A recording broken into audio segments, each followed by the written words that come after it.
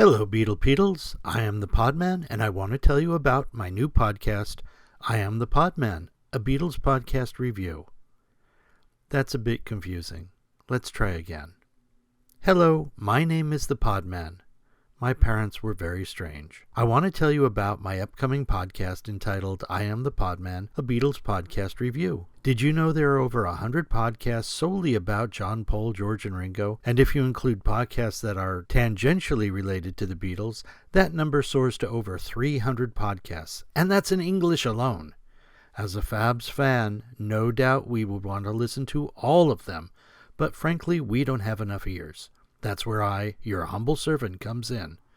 Every episode, I will listen to and review a podcast about or related to the Fab Four and give you my completely worthless opinion of the podcast based on, but not limited to, the following criteria. 1. The general entertainment value of the podcast. 2. The knowledge level of the hosts and the accuracy of the podcast. 3. The general production value, although I fear that will often be a case of the kettle calling the pot black. And, most importantly, number 4.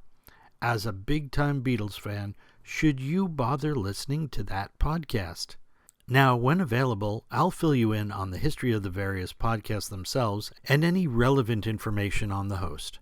Because there are so many fabulous podcasts out there, I don't imagine straying too much from that format, but I've been known to lie before. That's about it for now, so please keep your eyes and ears on the lookout for I Am the Podman, a Beatles podcast review on the usual platforms. Thank you, and look after yourself.